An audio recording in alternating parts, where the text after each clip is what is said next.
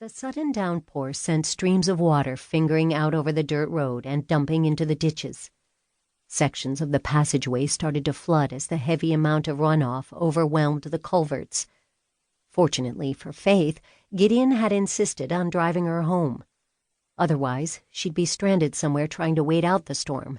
As it was, Mud Lake Highway was disappearing underwater.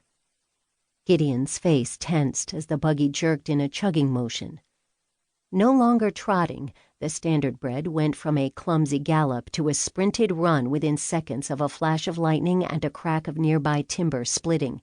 "Easy, Bay, easy!" Gideon worked the reins. But the gelding kept thrusting his head forward, pulling for more length.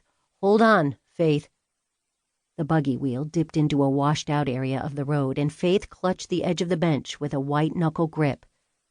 Jostled again, she sucked in a sharp breath and held it. As if she and Gideon were kernels of corn on a hot stovetop, they popped up and back down as Bay stumbled. It wasn't until they reached the intersection and pulled onto the pavement on Lear Road that they noticed Bay favoring his front right leg. Gideon guided him to the shoulder of the road to stay out of the way of car traffic. Accidents happened on days like today when visibility was less than a few feet. Faith tapped his arm. "You think Bay's badly hurt?" "Hard to say." He spoke over the pelting rain, drumming the top of the buggy. "I won't know until I can get him somewhere safe and can check if his leg is swelling." An oncoming car flashed its headlights, blinding Faith for a half a second.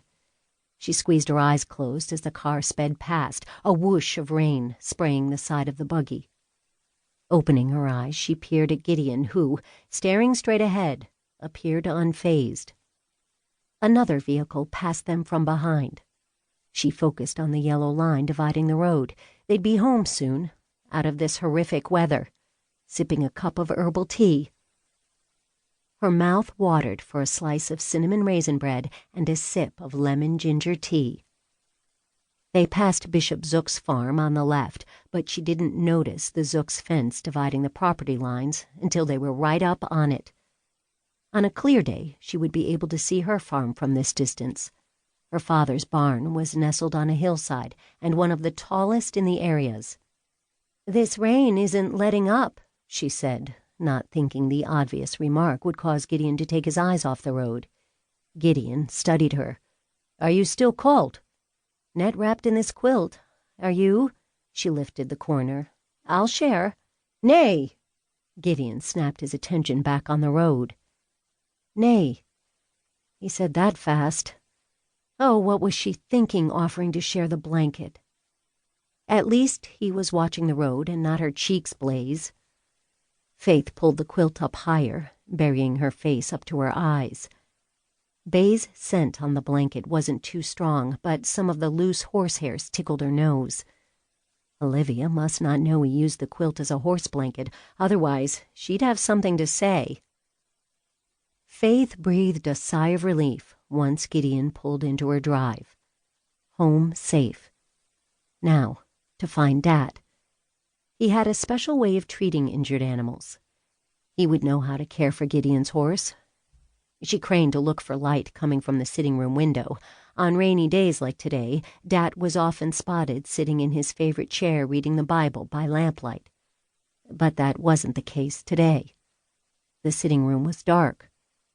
She glanced at the barn. Although it was too early for him to be doing the evening milking, her father often found things to tinker on in the equipment room. But the barn was closed up tight with no sign of activity through the milking parlor window. Gideon stopped the buggy next to the house. "Doesn't look like anyone's home." "Nay, it doesn't." Lightning flashed. Faith spotted her mother's clothesline down. The dresses she'd washed earlier that morning were now scattered on the ground. "Are you going to be all right alone?" "You need to stay," she said. Then, seeing his brows lift, her heart nearly burst with embarrassment. Bay may not make it another 3 miles. Gideon's family farm was closer to Metz Township than Posen, and down a pitted dirt road that was treacherous to travel even on good days. Driving home now was foolish. What if your road is washed out? You can't risk him going.